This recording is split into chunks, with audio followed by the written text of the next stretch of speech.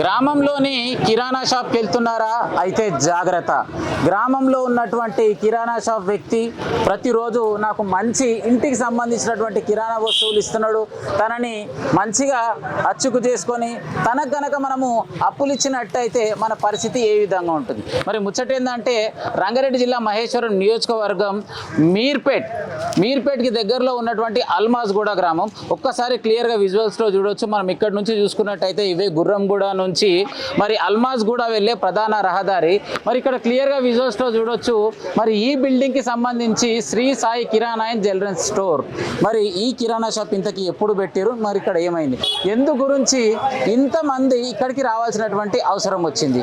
మరి ఇక్కడ ఈ కిరాణా షాప్ వ్యక్తి ఎవరైతే ఉన్నారో తన పేరు సాయిరామ్ శ్రీనివాస్ అనే వ్యక్తి ఇక్కడ ఒక 10 సంవత్సరాల క్రితం కిరాణా షాప్ ఏర్పాటు చేసుకొని మరి ఇక్కడ చాలా మంది ఉన్నటువంటి వ్యక్తులను అందరూ కూడా బాగా నమ్మించి మరి వారి దగ్గర నుంచి అసలు ఒకరి తెలియకుండా ఒకరికి చాలా మంది దగ్గర డబ్బులు తీసుకోవడం జరిగింది. మరి తను గత ఒక 4-5 నెలల నుంచి కనిపించకుండా పోయిండు. ఇంతకీ ఏం జరిగింది? మరి చాలా మంది కూడా మరి ఇక్కడికి రావడం జరిగింది. మరి ఇంటికి సంబంధించినటువంటి యజమాని మరి తను వస్తలేడు, ఎందుకు ఏమైంది అని ఈరోజు తన దగ్గర ఉన్నటువంటి ఎక్స్ట్రా కీస్ తోటి ఈరోజు ఓపెన్ చేయడం జరిగింది. మరి ఒక్కసారి లోపలికి వెళ్ళి చూసే ప్రయత్నం చేద్దాం. మరి షాప్కి సంబంధించి చూసుకున్నట్టయితే చాలా కూడా సామాన్ అంతా కూడా ఇప్పటికే అంటే ఎక్స్పైరీ అయినట్టు క్లియర్గా కనిపిస్తున్నాయి. ఏదైనా కూడా ఇక్కడ బిస్కెట్స్ కావచ్చు, చాక్లెట్స్ కావచ్చు, ఈ కిరాణా షాప్స్కి మొత్తం సంబంధించి ఈజీ ఎస్టిమేషన్ వేసుకున్నట్టయితే ఒక 2 లక్షల నుంచి 3 లక్షల వరకు ఉండొచ్చు ఈజీగా. మరి ఇక్కడ ఉన్నటువంటి బాధితుల అంచనా చూసుకున్నట్టయితే ఈజీగా చాలా మంది అంటారు అన్న 10 కోట్ల వరకు పైచిలుకు ఉండొచ్చు. ఒక్కొక్కరి దగ్గర 10 లక్షలు, 15 లక్షలు, 20 లక్షలు, 3 లక్షలు. అంటే ఇక్కడ వచ్చినటువంటి ఇలా ఒక బుక్ ఉంటుంది. ఈ బుక్లో మరి ఇక్కడికి వచ్చినటువంటి కిరాణా షాప్కి సంబంధించినటువంటి క్లయింట్స్ ఎంతమంది ఉంటారో అదే విధంగా ఇక్కడికి వచ్చినటువంటి క్లయింట్స్ అందరి దగ్గర కూడా అంటే కస్టమర్స్ దగ్గర కూడా చాలా మంది దగ్గర డబ్బులు తీసుకున్నట్టు వాళ్ళు ఆవేదన వ్యక్తం చేస్తున్నారు. మరి ఎవరు ఎన్నెన్ని డబ్బులు ఇచ్చారు క్లియర్గా వాళ్ళ మాటల్లోనే అడిగి తెలుసుకునే ప్రయత్నం చేద్దాం. రైట్, మరి నేను కూడా బాధితునే, మరి చూసుకుంటే చుట్టాన్ని. మరి అన్న నమస్తేనే. ఏం పేరు అన్న? నా పేరు శ్రీనివాస్ గుప్తా అన్న. శ్రీనివాస్ గుప్తా అన్న, ఏమైంది? ఎందు గురించి మరి అందరు ఇక్కడికి వచ్చారు? ఇంత కిష్యూ ఎందుకు? అంటే ఏం లేదు, ఈ షాప్ ఓనర్ అనేట ఆయన పేరు శ్రీరామ్ శ్రీనివాస్ గుప్తా. ఓకే. వీళ్ళ అమ్మాయిని మా అన్నయ్య వాళ్ళ అబ్బాయి పెళ్లి చేసుకున్నాడు. ఆ నమ్మకం మీదనే ఎక్కడెక్కడో అంటే ఇప్పుడు దొరికిన మా కొత్త న్యూస్ స్టోరీల ప్రకారం ఇంతకుముందు 6 చోట్ల లాస్ చేసి మందిని ముంచి ఇక్కడికి వచ్చి నేను బావగారు అవుతా కదా, మా అన్నకు బావ అయితే నాకు కూడా బావ అవుతాడు కదా, అలా వచ్చి పరిచయం పెంచుకున్నాం. ఇక్కడ నేను ఒక 3 ఇళ్ళు కట్టి అమ్ముంటేది. ఆ రోజు గృహప్రవేశం రోజు ఈ రోజు ఇక్కడ టూలెట్ బోర్డు ఉంటే బావగారు మంచిగా బాగుంది చూద్దామంటే చూసి మాట్లాడడం అడ్వాన్స్ నేను ఇచ్చిన. ఈ షాప్ పెట్టడానికి కూడా 10 lakhs ఇచ్చాను. షాప్ పెట్టడానికి కూడా ఆ తర్వాత అక్కడ ఒక షాప్ పెడతాంటే మనం దానికి ఒక 5 లక్షలు ఇచ్చాను. నేను ఒక రోజు షిరిడీలో ఉండగా బావగారు ఒక మంచి ప్లాట్ పోతాండి, నాకు కావాలి నేను కొనుక్కుంటానంటే మీ అటువంటి ఒక పెద్ద మనిషి దగ్గర నాకున్న ఇన్ఫ్లుయెన్స్ ఉపయోగించి షిరిడీ నుంచి ఫోన్ చేసి దానికి 25 లక్షల రూపాయలు నేను అప్పుకి ఇప్పించిన. 25 లక్షలు నాకు ఇచ్చే పర్సనల్ అమౌంట్ కాకుండా మీరు రికార్డ్ చేసుకున్నది ఇదే ఉండాలి, రేపు దొరికినాడు కూడా ఇదే మాట. ఆయన నా మాట మీద నమ్మకంతో 25 లక్షలు ఇచ్చాడు. ఒక 1-2 years అతను వడ్డీ కూడా కట్టాడు. లాస్ట్ 7-8 months నుంచి అతను వడ్డీ కట్టట్లేడు. నేను కూడా రోజు అడుగుతాను బావగారు మరి ఆయన అమౌంట్ ఇచ్చాడు జీపీఐ చేసాడు డాక్యుమెంట్ అదని కూడా చెప్పినాను. లేదు బాబు చేద్దాం. ఏప్రిల్ 26-27 తారీఖు నాడు కూడా నేను వచ్చి అడిగిన. రకరకాల ఒక ప్లాట్ ఉన్నది మెడికల్ షాప్స్ నాకు వాళ్ళకి ఎవరికి జీపే చేశాడు.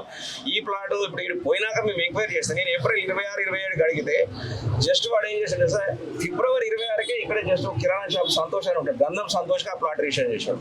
నేను ఇప్పించిన ప్లాట్ నాకు తెలియకుండా వేరే వాడికి అమ్ముకున్నాడు.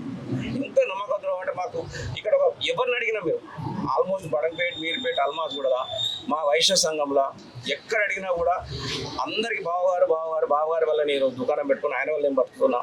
అది ఒక సినిమా అయితే క్రియేట్ చేశాడు.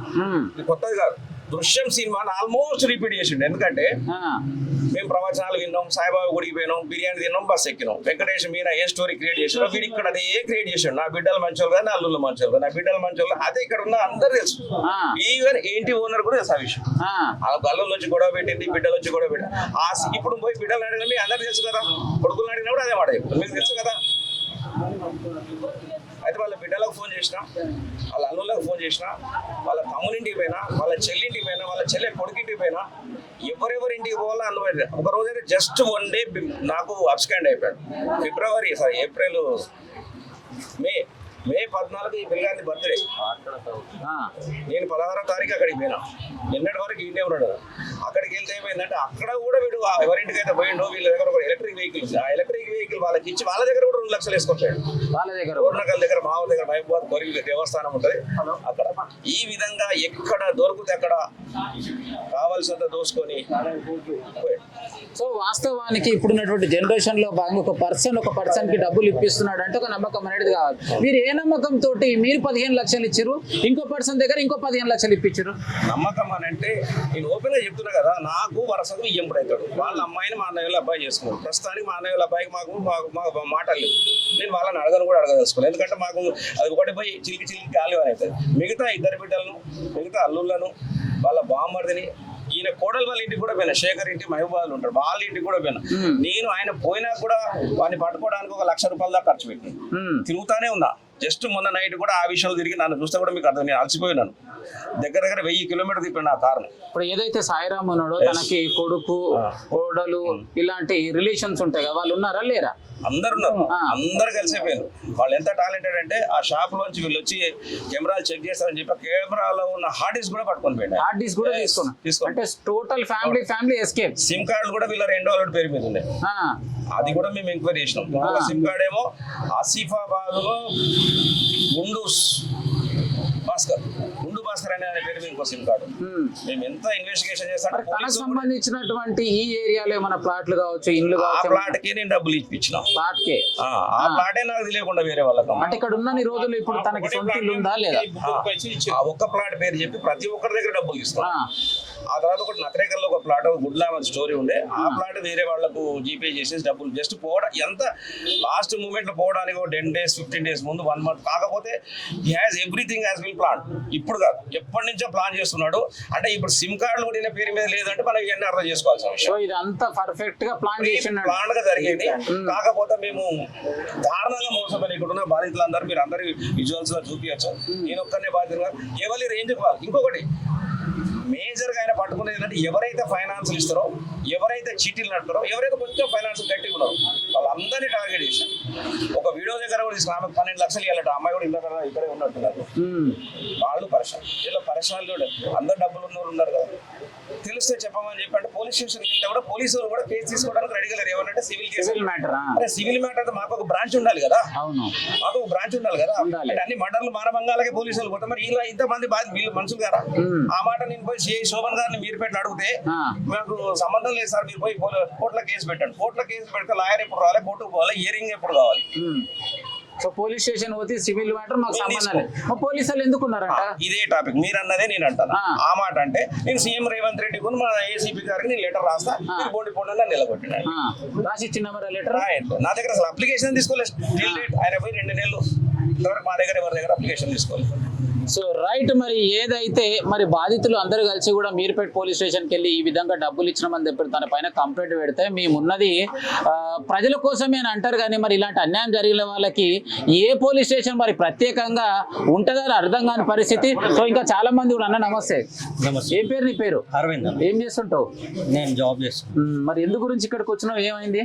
అయితే మాది కిరాణా షాప్ అన్న. ఓకే, కిరాణా షాప్ అయితే మేము ఇక్కడ హోల్సేల్ షాప్ లో సామాన్ తీసుకుంటాం రెగ్యులర్ గా. అట్లా పరిచయం మనకి పర్సన్ ఇట్లా 3 లక్షలు కావాలి అది ఇది అని చెప్పి అడిగిండు. అడిగితే ఒక వారం రోజులు నా దగ్గర లేవు అంకుల్ అని చెప్పి ఆపిన. 3వ తారీఖు రోజు మార్చి 3వ తారీఖు రోజు నా దగ్గర తీసుకొని పోయిండు. తర్వాత ఇంటికి పోయినా. నెక్స్ట్ 4వ తారీఖు రోజు ఇంటికి పోతే ఫోన్ పే గూగుల్ పే 2 లక్షలు క్యాష్ ఇచ్చిన, 1 లక్ష రూపాయలు ఇక్కడ ఫోన్ పే చేసిన నా దగ్గర ఒక చెక్ పెట్టిండు. సరే తెలిసిన అంకులే కదా అని చెప్పి మనం ఇంట్రెస్ట్ కి ఏమి ఇవ్వలేదు. ఇట్లా సామాన్కి అవసరం ఉంది, కిరాయి కట్టేది ఉంది, అది ఇది అని ఏదో చెప్పిండు. 100 మాటలు చెయ్యి బదులు ఇచ్చిన. సో మొత్తం మీద ఇచ్చినటువంటి డబ్బులు ఏదైతే ఉన్నదో అంటే మీ నాన్నగారు డబ్బులా లేక నీ పర్సనల్? నాన్నగారు 2 లక్షలు, నావి 1 లక్ష రూపాయలు. సో ఏమి ఆశించకుండా 3 లక్షలు ఇవ్వాల్సినటువంటి అవసరం ఎందుకు వచ్చింది? తెలిసిన పర్సన్ కదన్నా, మనం రెగ్యులర్ గా సామాన్ తీసుకుంటాం. ఇప్పటికి 6 సంవత్సరాల నుంచి తెలిసి 6 years నుంచి మేమే కాదు మా అత్తలు మామలు మా అందరికి షాపులు ఉన్నాయి. అందరూ కూడా ఈయన దగ్గరనే సామాన్ తీసుకుంటాం. హోల్సేల్ షాప్ అందరికి నమ్మకం చేసి అందరికి నమ్మకం. సో రైట్, అన్న అయితే 3 లక్షల రూపాయలు. అన్న నమస్తే. ఏం పేరు అన్న? రామ్మూర్తి. నేను ప్రైవేట్ గా చిట్స్ మెయింటైన్ చేస్తుంటాను, ఫైనాన్స్ మెయింటైన్ చేస్తుంటాను. ఓకే, నాకు 5-6 సంవత్సరాల నుంచి పరిచయము. చాలా సార్లు డబ్బులు అనేవి 2 లక్షలు 3 లక్షలు ఇవ్వడం జరిగింది, తీసుకోవడం జరిగింది. అట్లా ఒక రెపో అనేది మెయింటైన్ చేస్తూ నమ్మకాన్ని మనం క్రియేట్ చేసిండు. అట్లా నమ్మకం ద్వారా లాస్ట్ డిసెంబర్ లో మనము 5 లక్షలు ఒక 4 లక్షలు మొత్తం 9 లక్షల రూపాయలు ఇవ్వడం జరిగింది. 9 లక్షలు ఇవ్వడం, నాకు ప్రామిసర్ నోట్ రాయడం జరిగింది, నాకు చెక్స్ కూడా ఇవ్వడం జరిగింది. నాకు రీసెంట్లీ పోయే ముందర కూడా ఒక చెక్ ఇచ్చి 2 లక్షల బ్యాలెన్స్ ఉంటే ఆ రోజుకి మీ బ్యాలెన్స్ క్లియర్ అవుతుంది అన్న, నేను ఒక ప్లాట్ అమ్ముతున్నా, ప్లాట్ డబ్బులు రాగానే మీ అమౌంట్ క్లియర్ చేస్తానని చెప్పాడు. మొత్తానికి అట్లా నేను వైశ్య సంఘంలో కూడా క్యాషియర్ గా ఉన్నాను. వైశ్య సంఘంలో నేను క్యాషియర్. వైశ్య సంఘంలో కూడా 4 చీటీలు అనేది మేము చీట్స్ అని మెయింటైన్ చేస్తాము. అది ఒక సంఘం డెవలప్మెంట్ కోసం చీట్స్ వేస్తూ ఉంటాం. ఆ సంఘం చీట్స్ సంబంధించి కూడా 2 గ్రూపుల్లో కూడా 4,50,000 రూపాయలు తీసుకున్నాను. ఆ అమౌంట్ కూడా out standing amount already chits complete కాలేదు, ఇంకా మధ్యలోనే పారిపోయింది కూడా. దాదాపు 4.5 లక్షల రూపాయలు సంఘం పేరు మీద ఉన్నాయి. నా పర్సనల్ గా కూడా నేను 9 లక్షల రూపాయల వరకు నేను ఆయనకి ఇవ్వడం జరిగింది. ఆ చెక్స్ కూడా నమ్మకం ఒక 6 సంవత్సరాల నుంచి ఒక ఇద్దరి మధ్యలో రేపో ఉంది కాబట్టి ఇవ్వడం తీసుకోవడం జరుగుతుంది. నమ్మకం పెంచాడు. షాప్ అందరికి చూడడానికి షాప్ మాత్రం షోపుట వేసాడు. అందరినీ ఎవరైతే టార్గెట్ చేసుకొని, ఎవరైతే ఫైనాన్స్ ఇస్తారో, ఎవరైతే చిట్స్ మెయింటైన్ చేస్తారో అని టార్గెట్ చేసుకొని వాళ్ళ దగ్గర మొత్తం డబ్బులు తీసుకొని రాత్రి చెప్పకుండా పారిపోయాడు. వాస్తవానికి చూసినట్టయితే ఈ తెలంగాణలో చాలా మంది మార్వాడీలే ఇక్కడికి వచ్చి అందరి దగ్గర డబ్బులు తీసుకొని పారిపోయినటువంటి రోజులు చూసినాం. సో మొదటిసారి ఒక వైశాఖకి సంబంధించినటువంటి వ్యక్తి మొదటిసారి ఈ విధంగా తీసుకొని వెళ్ళిపోయిండు. దానికి మీ వైశ్య సంఘం తరఫు నుంచి ఏ విధంగా మరి తనకు సపోర్ట్ చేయబోతున్నారు, వీళ్ళకి న్యాయం చేయబోతున్నారు? సపోర్ట్ చేయడం కాదు, మేము మంచి చేస్తే మంచికి సపోర్ట్ చేస్తాం, కానీ చెడు చేస్తే చెడుకు సపోర్ట్ చేయము కదా. మంచికి మేము డెవలప్ చేయడానికి, ఆయనకు ఫైనాన్షియల్ గా సపోర్ట్ చేయడానికి మేము చిట్స్ అనేది మెయింటైన్ చేయడం చేశారు. సో అది అటువంటిగా ఆయన బీద వైశ్యులు లేకపోతే ఫైనాన్షియల్ గా తక్కువ స్టేటస్ లో ఉన్న వాళ్ళను వాళ్ళకి ఎంకరేజ్ చేయాలని మేము చిట్స్ మెయింటైన్ చేయడం జరిగింది కదా. దాన్ని ఆయన అవకాశంగా మార్చుకొని డబ్బులు అనేది తీసుకొని ఆయన కులం అని కూడా చూడలేదు, కులం చూడలేదు, ఆయన ఫ్రెండ్షిప్ చూడలేదు, సర్కిల్ చూడలేదు. ఎంతసేపు ఆయన టార్గెట్ చేసిన ఏంటంటే అంతకు ముందు కూడా ఒక 4 చోట్ల ఆయన ఇట్లా చేసి వచ్చిన తర్వాత తెలిసింది. ఇప్పటికీ ఒక 4 చోట్ల ఇట్లా చేసిన తర్వాత తెలుస్తుంది మనకు. ఫస్ట్ ముందు కనుక చేస్తుంటే మనకు ఎవరు కూడా ఆయనకు నమ్మకపోతుండే డబ్బులు. కాకపోతే అందరికీ కూడా నమ్మకం అనేది క్రియేట్ చేసిన ఆ నమ్మకాన్ని క్రియేట్ చేసి ఈ రోజు అందరినీ కూడా డబ్బులు ముంచేసి చెప్ప పెట్టకుండా ఫ్యామిలీతో సహా వెళ్ళిపోవడం జరిగింది. మరి వైశ్య సంఘానికి సంబంధించి కులంలో ఉన్నటువంటి జనరల్ సెక్రటరీ ఏదైతే కులంలో ఎవరికి ఏం ఆపద వచ్చినా కూడా చిట్టీలు ఇలాంటివి ఏర్పాటు చేసి సంఘం తరపు నుంచి 9 లక్షల రూపాయలు ఇస్తే మరి కులాన్ని కూడా చూడకుండా మరి ఈ డబ్బులు తీసుకొని వెళ్ళిపోయాడు. అన్న నమస్తే, ఏం పేరు అన్న? శ్రీనివాస్. మాది బియ్యం సప్లై అయినా కర్పంగట్ల మల్లికార్జున రైస్ కార్పొరేషన్ అని ఉంది. ఓకే, ఈయనకు మనం గత ఒక 6-7 నెలలకెళ్ళి బియ్యం సప్లై చేసేది. ఒక 4 బిల్లులు ఇచ్చామన్నా. అయితే చెక్కులు ఇచ్చిండు. 8వ తారీఖు చెక్ ఇచ్చిండు. 5వ తారీఖు నుంచి ఫోన్ లిఫ్ట్ చేయడం లేదన్నా. వచ్చి ఇక్కడ ఎంక్వైరీ చేసినామన్నా. చాలా చేస్తే షాప్ బంద్ ఉంటుంది, ఫోన్ స్విచ్ ఆఫ్ పెట్టి కూర్చున్నాడు అన్న. అన్ని మెసేజ్లు పెడుతున్నాం ఫోన్ లో. ఇప్పటికైనా కానీ కంప్లైంట్ గా ఇచ్చినాము. ఏం లేదన్నా, స్విచ్ ఆఫ్ చేసి పెట్టిండు. మీ డబ్బులు 7,35,000 రూపాయలు. 7,35,000 రూపాయలు. అవునన్నా. ఓకే అన్న, మీ పేరు?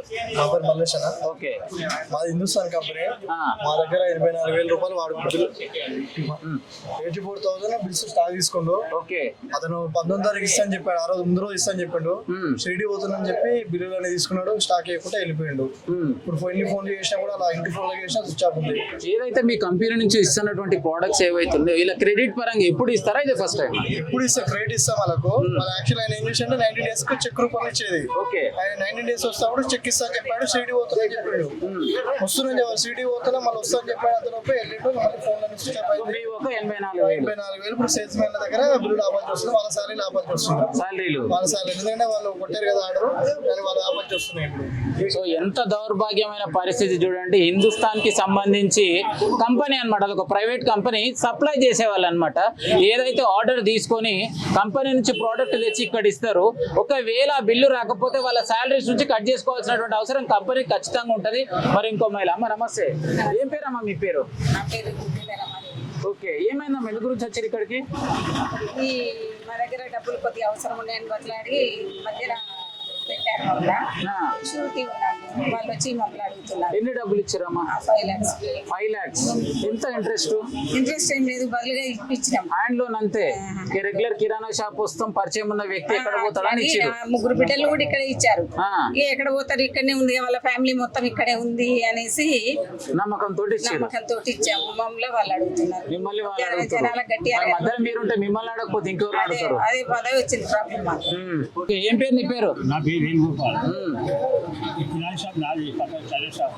ఓకే, నేను పెద్ద ఉన్నది అని చెప్పి నేను ఇంట్రెస్ట్ ఇచ్చిన 2 లక్షలు. నేను రోజుకి ఇస్తాను చిది లేపిన పైసలు నేను అడిగేళ్ళు ఇచ్చిన 2 నెలలు ఇంట్రెస్ట్ ఇచ్చేయండు. 2 లక్షలు ఇచ్చినావు. 2 లక్షలు ఇచ్చిన 2 నెలలు ఇంట్రెస్ట్ ఇచ్చేయండు. 10 నెలలకు వెళ్ళిపోయాడు. సో రైట్, పెద్ద ఆయన మాత్రము షాపుకి ఎదురుగానే ఉంటా, మరి ఎక్కడ పోతాడు? ఇంత పెద్ద షాప్ ఉంది అని చెప్పేసి చిట్టి లేపిన డబ్బులు 2 లక్షల రూపాయలు ఇస్తే 2 నెలల సంది మిత్తి మాత్రం ఇచ్చిండంట. అసలు తీసుకొని పోయిండు. మరో వ్యక్తి మనతో పాటు ఉన్నాడు. అన్న నమస్తే. నమస్తే. ఏం పేరు అన్న? చంద్రకాంత్. ఎక్కడి నుంచి వచ్చిరన్న? మాది ఐటీసీ కంపెనీ. ఓకే, దాదాపు మేము ప్రతి నెల 50 నుంచి 60 లక్షల బిజినెస్ చేస్తాం. ఓకే, 2 ప్రొడక్ట్లు. అయితే ఈయన మా దగ్గర దాదాపు ఒక 5 ఏళ్ళ నుంచి ఉన్నాడు. సరే నమ్మకస్తుడు అని చెప్పేసి మేము కూడా చేస్తూనే ఉన్నాం. ఓకే. అయితే ఈ షాప్ కాకుండా ఆయన చిన్న షాప్ ఉంటుండే. ఆ చిన్న షాప్ కానించి కొద్ది పరిచయం. ఒక బండి లూన పెట్టుకొని ఒక అతన్ని మొత్తం మార్కెట్ అంతా తిప్పెట్టాడు. రిటైల్ గా హోల్సేల్ పెట్టి రిటైల్ గా తిప్పెట్టాడు. మాకేందంటే హోల్సేల్ చేస్తాం అని చెప్పేసి మేము కూడా ఇస్తాం. ఏడే 1 లక్ష రూపాయలు, 2 లక్షలు, 3 లక్షలు ఇట్లా స్టాక్ ఇచ్చేటోళ్ళం. దాన్ని ఆయన మనసులో పెట్టుకున్నాడు. ఎప్పుడు మాకు రీసెంట్ కూడా ఆయన పోయే ముందు కూడా 2 లక్షలు అడిగిన మమ్మల్ని కంపెనీ వాళ్ళనే. బాబాయ్ ఉండి మన కాడ వద్దురా ఆయన ఆడి ముందే మనకి 2 లక్షలు 3 లక్షలు ఇవ్వాలి, మనకు అవసరం లేదని చెప్పిండు. తెల్లారే వెళ్ళిపోయాడు. అయితే ఆయన ఏంటంటే ప్రీ ప్లాన్ గా ఇక్కడ మొత్తం ఒక చిన్న షాప్ పెట్టి ఒక లూన తీసుకొని దాన్ని మొత్తం మార్కెట్ చేసి అందరు నమ్మించడానికి ఈ షాప్ పెట్టిండు. షాప్ పెట్టిన తర్వాత సంఘంలో చేరిండు. అందరినీ ఫైనాన్స్ లో అందరినీ ఏకం చేసుకున్నాడు. అందరి దగ్గర 16 లక్షలు, అన్నకు 16 లక్షలు ఇవ్వాలి, ఒకటి 30 లక్షలు. వీళ్ళందరూ మాకు పరిచయం ఉంది దాదాపు. మా దగ్గర కూడా ఇంకొక ఆయనకి 50,000 ఇవ్వాలి, మాకు 3 లక్షలు ఇవ్వాలి. వెళ్ళిపోయింది. ఇది న్యూస్ ఏంటంటే ఇది ఒక్కటే కాకుండా దీన్ని మిగతా రాష్ట్రాల్లో కూడా తెలియజేస్తున్న ఒక మనవి. ఎందుకంటే తెలుగు రాష్ట్రాల్లో లేడు ఆయన. నాకు తెలిసి హిందీగా ఎక్కడికి వెళ్ళిపోయిండు. దీన్ని కొంచెం స్ప్రెడ్ చేసి వీళ్ళందరికీ న్యాయం చేస్తారని మేమైతే కోరుకుంటాం. సో ఇక్కడైతే ఎవరు బాధితులు ఇంకా మిగతా వాళ్ళు కొత్త వాళ్ళు మోసపోదు. ఆల్రెడీ ఆయన ఒక 5-6 టైమ్స్ అక్కడ చేసి వచ్చి 5-6 సార్లు సో ఇక్కడికి వచ్చి 7 టైమ్స్ ఇది. ఇక్కడ కాకుండా మళ్ళీ వేరే చోటు కూడా వెళ్తాడు. మొత్తం మీకు ఎంత డబ్బులు రావాలి? మాకు 3 lakhs రావాలి. 3 లక్షలు. మాకు 3 లక్షలు రావాలి. దీన్ని ఇంకా కొంచెం షేర్ చేస్తారో ఏం చేస్తారో కొంచెం దీన్ని ఇంకా స్ప్రెడ్ చేసి మిగతా వాళ్ళు కూడా బాధ్యులు కావద్దని మా యొక్క మనవి. సో రైట్, రెగ్యులర్ గా ఐటీసీ కంపెనీకి సంబంధించి మేము ఏదైతే సేల్ చేస్తున్నటువంటి బిజినెస్ ఐటమ్స్ మరి ఇక్కడ తనకు రెగ్యులర్ గా సప్లై చేస్తూ ఉంటాము. మరి దాంట్లో భాగంగా 3 లక్షల రూపాయలు క్రెడిట్ పెట్టి మరి వెళ్లే ముందు ఇంకా కూడా ఒక 2 లక్షల హ్యాండ్ లోన్ అడిగినంట. దయం హ్యాండ్ లోన్ కూడా ఇవ్వలేకపోయారు. మొత్తం మీద వీళ్ళకి కూడా ఒక 3 లక్షలు తీసుకొని హ్యాపీగా వెళ్ళిపోవడం జరిగింది. మరి ఇంకింత మంది చాలా మంది బాధితులు. అమ్మా, ఆడపిల్లలు కూడా వదలకుండా అందరి దగ్గర ఎవరి దగ్గర డబ్బు ఉందంటే తెలిసి వాళ్ళ దగ్గర కొద్దిగా చేసి వాళ్ళని కన్విన్స్ చేసి అది ఇది మాయ మాటలు చెప్పి ప్రతి ఒక్కరి దగ్గర తీసుకున్నారు. చాలా మోసపోయారు. ఇంకో ప్లేస్ లో కూడా ఇలాంటి ఇది కాకూడదు, ఎవరు మోసపోకూడదని మేము కోరుకుంటున్నాం. వారు ఎక్కడున్నా కానీ పట్టించి వాళ్ళకి తగిన శిక్ష ఇవ్వాలని కోరుకుంటున్నాం. సో వాస్తవానికి చూసినట్టయితే పోలీసు వాళ్ళు స్టేషన్కి వెళ్తే న్యాయం చేసినట్టు పోలీసు వాళ్ళే మాకు సంబంధం లేదంటారు. దానిపైన మీరేమంటారు? కానీ అది కరెక్ట్ కాదండి. ఎందుకంటే వాళ్ళు కూడా ఇన్వాల్వ్ కావాలి. ఇలాంటి అరాచకాలు జరుగుతున్నప్పుడు వాళ్ళు కూడా అది చర్య తీసుకోవాలి. కానీ జనాలు మోసపోతుంటే ఇప్పుడు వేరే చిన్న వాటికి ఎంతో పట్టించుకుంటారు పోలీసులు. కానీ ఇలాంటి పెద్ద పెద్ద స్కాములు జరిగినప్పుడు వాళ్ళు కూడా పట్టించుకోవాలి కదా. పట్టించుకుంటేనే అవుతుంది ఇది. సో రైట్, ఏదేమైనా తెలంగాణ ప్రభుత్వం ఉన్నదే సామాన్య ప్రజలకు అన్యాయం చేయడం మాత్రమే సహాయం చేయడానికి. ప్రజలు కడుతున్నటువంటి ట్యాక్స్ డబ్బులతోటే తెలంగాణలో ఉన్న ప్రతి పోలీస్ అన్న జీతం తీసుకుంటున్నాడు. మన తెలంగాణలో ఉన్నటువంటి న్యాయ వ్యవస్థ తప్పకుండా దీనిపైన మరి యాక్షన్ తీసుకొని న్యాయం చేయాలని చెప్పేసి ఆవేదన వ్యక్తం చేయడం. అదే మనతో పాటు మరి ఇంటి యజమాని అన్న, నమస్తే. ఏం పేరు అన్న? రామరెడ్డి. రామన్న, ఎట్లున్నావు? చెప్పాలి మరి, ఈరోజు మీ బిల్డింగ్, మీ ఏరియా మొత్తం వైరల్ అవుతుంది. ఇంతకీ ఈ వ్యక్తి ఎట్లా పరిచయం నీకు? నేను పరిచయం అంటే సీతావంశంలో ఒక అతను ఉండే, ఓకే, ఆయన తోలుకొని వచ్చిండు రెంట్ కి మనీ. ఆ. సరే రెంట్ కి ఇస్తాను మాట్లాడినాము, అడ్వాన్స్ ఇచ్చిండు. ఎంత ఇచ్చిండు? ₹1,00,000 ఇచ్చి. ఓకే, ఎంత ఉండే రెంట్ ఫస్ట్? 18,000 నుంచి. ఏ సంవత్సరంలో వచ్చింది దగ్గరికి? 6 years. అప్పటి నుంచి ఇప్పటి వరకు మీతో ఎట్లుంటుండే? చాలా బాగుంటుండే, చాలా బాగుంటుండే. కిరాయిలు కూడా రెంట్ బాగా ఇస్తుండే. కాకపోతే 4 నెలల నుంచి కిరాయి ఇవ్వలేదు. కొద్దిగా ప్రాబ్లం ఉంది, షాప్ నడుస్తలేదు అంటే నేను కూడా ఒప్పుకున్నా. ఇక నాతోటి షిరిడి పోతున్నా అని చెప్పి వెళ్ళిపోయాడు. ఫైనల్ గా నీతోటి ఎప్పుడు మాట్లాడాడు? నాతోటి నేను లేను కానీ మా బాబు తోటి మే 1 తారీఖు కిరాయి అడిగితే 4th ఇస్తా అని చెప్పిండు. ఇక కథ మీకు అదే లాస్ట్. మొత్తం మీద నెలకి 20,000 కిరాయి, ₹1,00,000 అడ్వాన్స్ ఉన్నాయి. నీ అడ్వాన్స్ కార్డుకి ఇది క్లియర్ అయిపోయినట్టు కొడుతుంది. క్లియర్ అయింది. ఇప్పుడు 2 నెలల నుంచి నేను 5,000 కిరాయి ఇది కరెంట్ బిల్లు పే చేస్తున్నా. కరెంట్ బిల్లు కడుతున్నావు, అంతేగాని అడ్వాన్స్ ఉంది, క్లోజ్ అయిపోయిందంట. క్లోజ్ అయింది. రైట్. సో మొత్తం మీద ఏదైతే బిల్డింగ్ ఓనర్ కి సంబంధించి తనకి ఇచ్చినటువంటి అడ్వాన్స్ ₹1,00,000 ఏదైతే ఉందో, ఈ 5 నెలల నుంచి క్లోజ్ అయినట్టు, కానీ కరెంట్ బిల్ ఒక్కటి బ్యాలెన్స్ ఉందంట. ఇది యజమాని పరిశాని. రైట్. మరి ఇంకా క్లియర్ గా విజువల్ లో చూపిస్తా. చాలా మంది పెద్దవాళ్ళు కూడా మరి ఇక్కడ కూర్చున్నడుతోనే లేవలేనటువంటి పరిస్థితి. మరి ఆ పెద్ద కూడా 2 మాటలు అడిగి తెచ్చుకునే ప్రయత్నం చేద్దాం. సో ఏది ఏమైనా రూపాయి కూడబెట్టి ఇలాంటి వాళ్ళ దగ్గరికి తీసుకొచ్చి, అన్న నమస్తే, ఏం పేరు అన్న? నా పేరు శ్రీనివాసు, బడంగపేటలో ఉంటాను. నాకు మిత్రుడు, నేను ఒక దగ్గర 10 lakhs చిట్టి బదిలిపించాను, డ్యూటీ ఉండిపించాను, పారిపోయాడు. ఇప్పుడు మేము నెలకు 25,000 5 నెలలు కడుతున్నాం. 25,000 5 నెలల సంది కడుతున్నాం. So right. ఏది ఏమైనా కూడా క్లియర్ గా ఒకసారి విజువల్స్ లో చూడొచ్చు. చాలా మంది కూడా ఎక్కువగా గూగుల్ పే ద్వారా, ఫోన్ పే ద్వారా తనకి డబ్బులు కొట్టడం జరిగింది. సో మొత్తం మీద చూసుకున్నట్టయితే ఒక 10 నుంచి 15 కోట్ల రూపాయలు పైచిలకు ఇక్కడ ఉన్నటువంటి సామాన్య ప్రజల్ని, కాలనీ వాసులని నమ్మించి మోసం చేసి కుటుంబ సమేతంగా ఇక్కడి నుంచి పారిపోవడం జరిగింది. సో ఏది ఏమైనా మరి నమ్మి మోసపోయినటువంటి సామాన్య ప్రజలకు ఈ తెలంగాణ మీర్పేట్ పోలీసులు ఖచ్చితంగా న్యాయం చేస్తారని చెప్పేసి ఈ వీడియో ద్వారా తెలియజేస్తున్నాను.